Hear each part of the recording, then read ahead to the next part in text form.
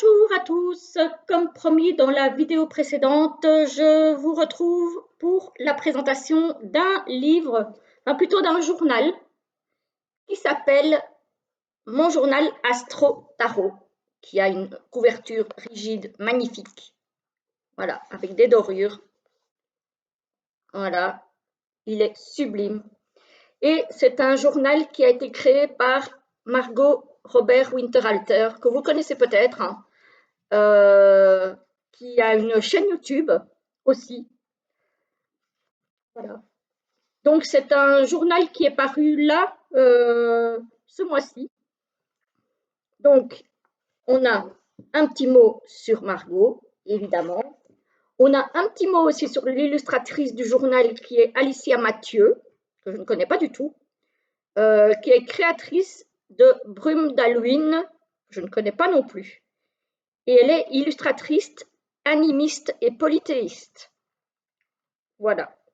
Et vous pouvez aussi la retrouver sur son site et sur son Instagram. Margot aussi a un Instagram, hein, donc voilà. Alors, hop, je vous montre un petit peu l'intérieur du livre. Il paraît peut-être blanc à la caméra, mais en fait, il est bleu clair. Alors, on a le sommaire avec une introduction où elle explique pourquoi elle a fait ce journal. Elle explique le mode d'emploi, donc que faire de ce journal, quand commencer ce journal, c'est-à-dire à quelle époque peut-être de l'année, on va voir ça ensemble. Ensuite, elle a listé tous les signes astrologiques, certainement avec leurs caractéristiques, on va voir ça aussi. Et ensuite, on a le mot de la fin. Voilà, avec un dernier tirage pour vous à pratiquer. Ensuite, on a une annexe avec les correspondances entre astrologie et tarot et des pages pour pouvoir prendre des notes. Voilà. Donc, on a l'introduction. Voilà, je vais vous montrer si j'y arrive. Le papier est de très très bonne qualité. Bon, c'est Arcana Sacra en même temps, hein. Voilà. Donc ici, elle nous a mis toutes les dates avec les signes astro, donc de telle date à telle date, etc., etc., pour que vous puissiez vous y retrouver. Le mode d'emploi. Alors, je vous lis brièvement. Ce journal tourne autour de 12 chapitres correspondant aux 12 signes du zodiaque que traverse notre Soleil au cours d'une année. Il est communément admis que le Bélier est le premier de ces signes et qu'il ouvre la danse de la roue du zodiaque. Il entame l'année au printemps, empli d'une énergie nouvelle, d'une soif de vivre et d'un désir d'accomplissement. Ensuite, elle nous fait un petit mot sur tous les signes. Ensuite, que faire de ce journal? Pour chaque signe, vous trouverez des voies de questionnement selon les énergies en présence.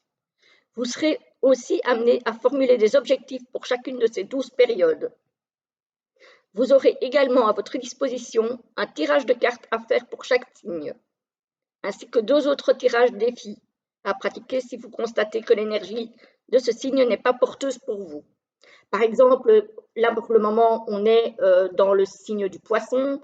Si par exemple, vous êtes, je ne sais pas moi, Gémeaux par exemple, et que vous sentez que l'énergie du poisson, donc du mois en cours, n'est pas porteuse pour vous, voilà, vous pouvez faire un tirage correspondant.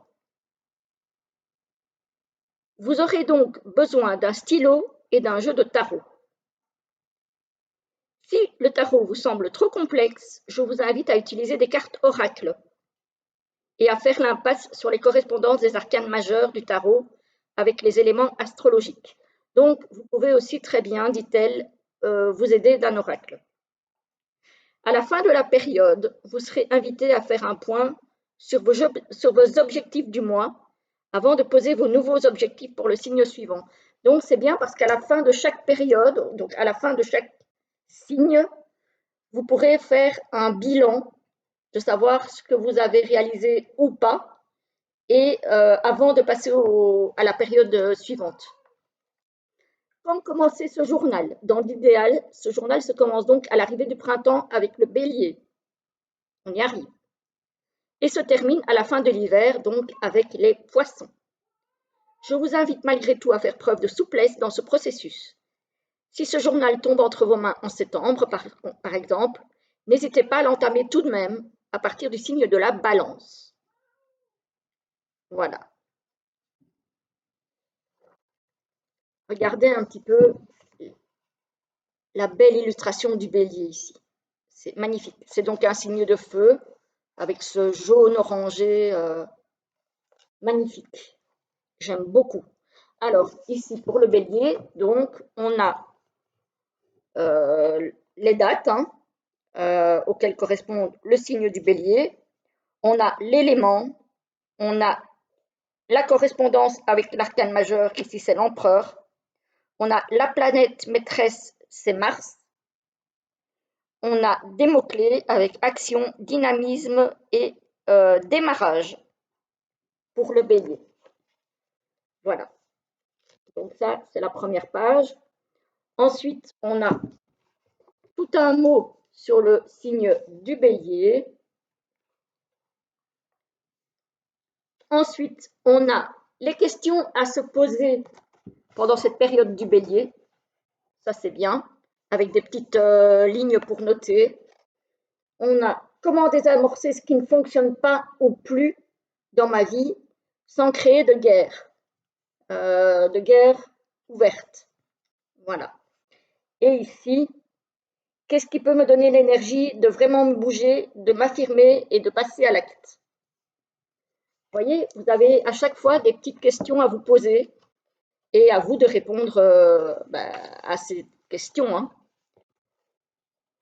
Alors, mes objectifs en termes de passage à l'acte durant cette période. Objectif 1, objectif 2, objectif 3. Et ensuite, on a le tirage du tarot du bélier. Ça, j'aime bien parce que regardez, je ne sais pas si vous le verrez bien, mais c'est en forme de corne de bélier. C'est vraiment le symbole du zodiaque du bélier. C'est très très bien fait, je trouve. Franchement, j'aime bien. J'aime bien. Alors, on a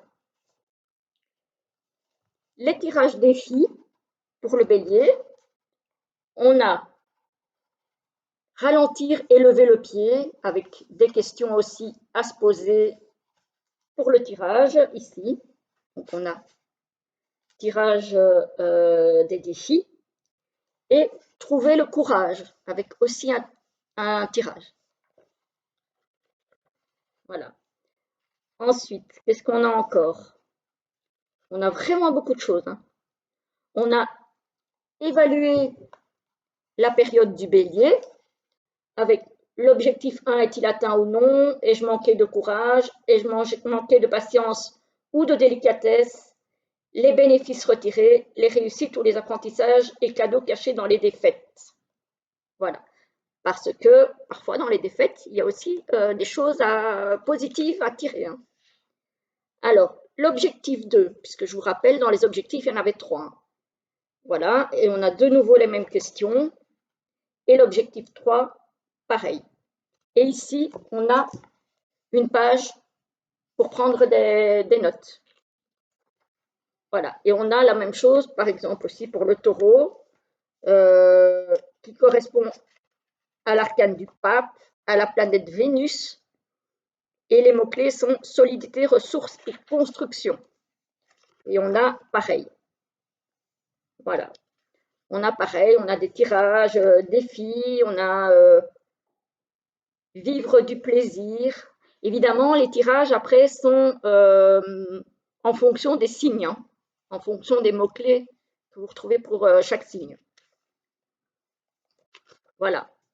Donc, vraiment un très très chouette livre, très très complet si vous voulez travailler votre année en fonction de votre signe astro ou peut-être en fonction aussi du signe astro de la période en cours, parce qu'au fond c'est ça en fait un petit peu. Hein. Voilà. Et alors on a le mot de la fin et puis on a un dernier tirage pour vous à pratiquer. Voilà. Tirage très fourni, puisqu'il ne compte pas moins de 24 cartes. Alors, je vais regarder pour vous montrer le... Voilà. C'est un tirage qui se présente comme ceci, avec deux cercles de cartes, hein. Un intérieur, un extérieur. Donc, on a... Je vais vous regarder pour l'explication un petit peu. Alors, dans le cercle intérieur, on a le bilan de votre année astrologique. Dans le cercle extérieur, on a ce qu'on pourrait atteindre l'année prochaine. Voilà. Puis on a Bélier, par exemple, et maison 1, Taureau et maison 2, etc., etc., jusqu'au Poisson, qui est donc la maison 12, si je compte bien. C'est ça. Voilà, voilà. Donc, franchement, super bien. Et puis, on a les correspondances entre astrologie et tarot. Donc ça aussi, c'est très très bien. Par exemple, le fou, le mat, correspond à Uranus. Le magicien, le battleur, correspond à Mercure. Qu'est-ce qu'on a encore? Le pape correspond au taureau. La fortune correspond à Jupiter. Le pendu correspond à Neptune. Je vous en donne quelques-unes, hein. Je ne vous donne pas tout, parce qu'il y en a trop. La lune correspond au poisson, forcément. Tout ce qui est intuition, tout ce qui est ressenti, tout ce qui est émotion. Le soleil correspond à l'élément feu, évidemment, voilà. Le jugement correspond à Pluton, le monde à Saturne, et puis on a encore des notes, pas des notes, des espaces pour prendre des notes. Voilà. Les illustrations sont très très belles, je vais encore vous en montrer quelques-unes. Donc on a une illustration en grand pour chaque signe. Ici par exemple, on a le scorpion.